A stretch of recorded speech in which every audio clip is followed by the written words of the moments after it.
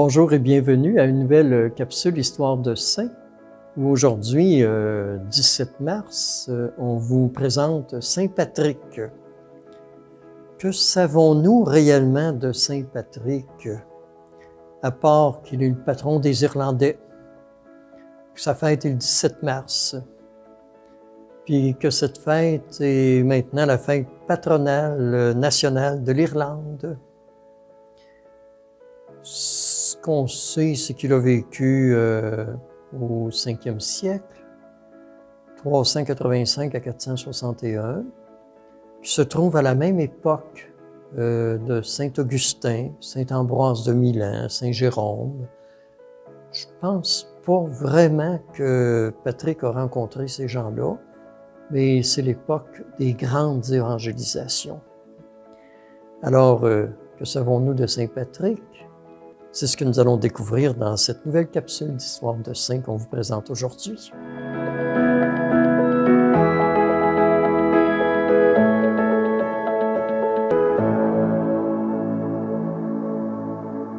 Alors, Saint Patrick, faut que je lise sur ma feuille de son nom de naissance, Mewin Succat. J'ai découvert ça. Mewin Succat. Il est né en Écosse en 385. Et son histoire de vie est parsemée de mille et une légendes. Difficile de distinguer le vrai et le mythe. Ce qu'on sait comme certitude, c'est qu'il a été enlevé à l'âge de 16 ans par des pirates qui l'ont vendu comme esclave à un druide irlandais qui en a fait un berger. Un druide, à l'époque, c'est un ministre du culte qui est reconnu comme gardien de la sagesse et qui est un conseiller personnel du roi. Et selon une légende, on raconte que Patrick rencontre Dieu en rêve, puis que Dieu l'invite à fuir son druide pour aller étudier la théologie en Gaule, qui est aujourd'hui la France, pour devenir prêtre. Et ça va devenir réalité. Patrick réussit à fuir, puis il va se mettre à l'école de Germain d'Auxerre, Germain d'Auxerre, c'est celui à qui on doit, entre autres, la grande église qui est aussi importante que la cathédrale Notre-Dame de Saint-Germain de Paris. Alors, Germain s'attache beaucoup à Patrick et il l'amène avec lui dans ses pays de mission. Puis c'est lui qui demandera au pape de le déléguer pour aller implanter la foi chrétienne en Irlande. Alors, Saint-Germain, c'est le 5e évêque d'Auxerre qui va évangéliser la Gaule, puis qui va enseigner une nouvelle façon de faire Église qui consiste à fonder des monastères, et le rayonnement des moines traduit le vécu des chrétiens. Alors, Saint-Germain de Paris, c'est une ancienne abbaye que Saint-Germain a fondée. Et c'est là que reposent les reliques de Saint-Germain. C'est la plus ancienne église de Paris. Alors, Saint-Germain a été fermé en 1792 par la Révolution française, mais comme c'est un lieu de culte très vénéré, même par les ennemis de l'Église. L'Église Saint-Germain est réouverte en 1803. Alors, Saint-Germain, comme je le disais tantôt, recommande Patrick au pape, parce que Patrick n'est pas né sous ce nom-là, mais quand il a été baptisé, c'est le nom qu'il a pris. Alors, Célestin Ier lui donne la mission d'aller implanter la foi chrétienne en Irlande. Et ce qui va aider Patrick, c'est que dans le fond, durant son esclavage, il a appris la langue des Irlandais, puis il connaît déjà, parce qu'il est originaire d'Écosse, le gaélien. Alors, Patrick part pour l'Irlande, évêque, en 432. Et là, il va, parce que l'Irlande est un pays vert, beaucoup de nature, de végétation, alors il va expliquer le mystère de la Sainte Trinité avec un trèfle. Et c'est ce qui va devenir un peu le symbole de l'Irlande et de Saint Patrick. L'Irlande, déjà à l'époque, est surnommée l'île verte, puis le trèfle est un symbole important du pays, qui deviendra plus tard le symbole national. Alors Patrick, à l'image de Saint-Germain, fonde de nombreux monastères. Et pour lui, les monastères sont des lieux extraordinaires pour l'évangélisation. Alors on nomme Patrick, un nom qui signifie patricien, un membre de l'aristocratie. Patrick veut dire aussi un maître vénéré et respecté. À sa mort, l'Irlande est majoritairement chrétienne, puis elle bénéficie surtout de la paix civile. La conversion des habitants s'est vécue par le témoignage. Puis l'Irlande, contrairement à l'implantation de la foi chrétienne dans tous les pays, n'a connu aucun martyr.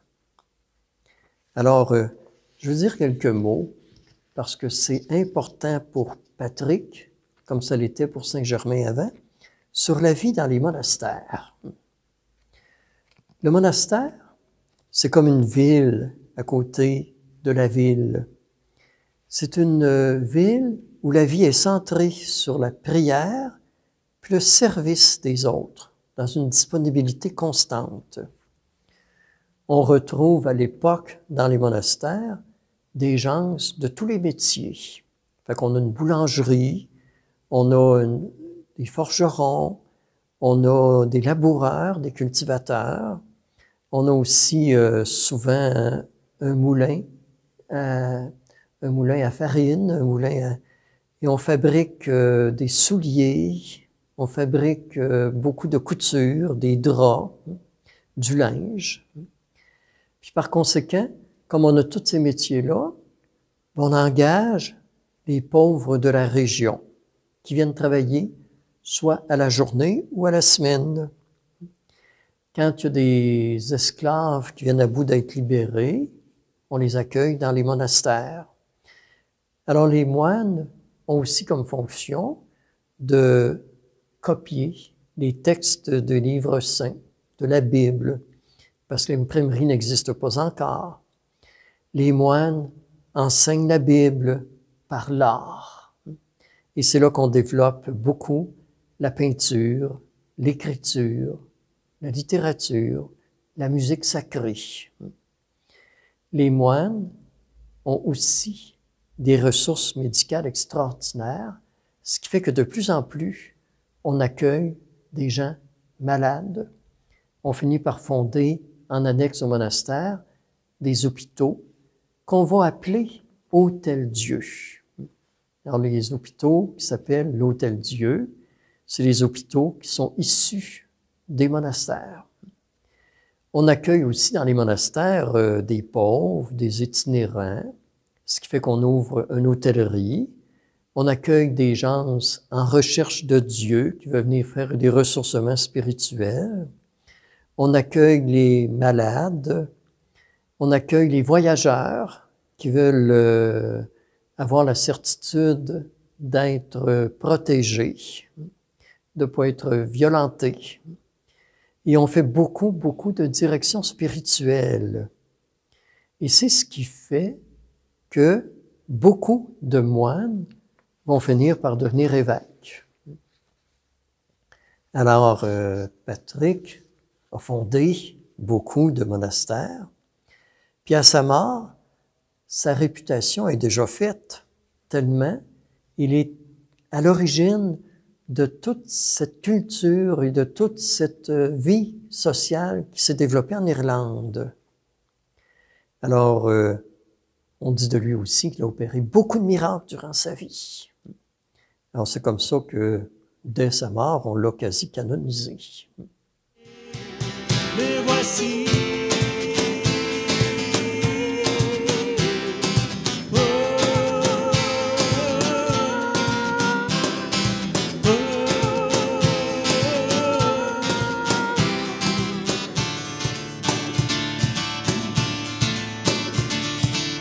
Je me souviens que mon pays est né de toi. Je me souviens que mon pays est né de toi. Terre baptisée par la foi de nos ancêtres, me pousse à écouter ta voix lorsque j'entends. Je fais de toi la lumière devant toutes les nations.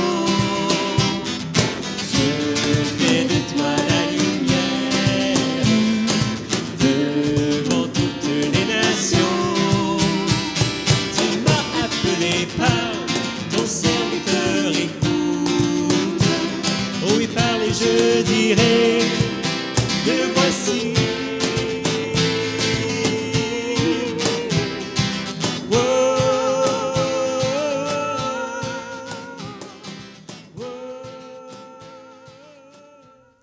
Alors, Saint Patrick, par la force des événements de la vie, a eu beaucoup de rayonnement dans l'Estrie ou dans les cantons de l'Est.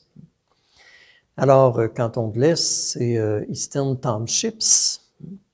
Et les cantons de l'Est étaient d'abord habités par les Abénakis jusqu'en 1760. Puis là, en 1760, il y a eu une guerre aux États-Unis, et c'est ce qui fait qu'on s'est dissocié de l'Angleterre. Et les loyalistes, qu'on a appelés, les gens qui voulaient rester fidèles à l'Angleterre, sont venus s'établir ici, dans les Eastern Townships, dans le canton de l'Est. Alors, en 1760 à 1840, on était plutôt un milieu anglais. Et là, il arrive la guerre des Patriotes, en 1830. Alors, les Patriotes veulent fuir vers les États-Unis pour être en sécurité, et ils réalisent que jamais on va soupçonner qu'ils viennent s'établir dans les cantons de l'Est, dans les Eastern Townships, à travers les Anglais.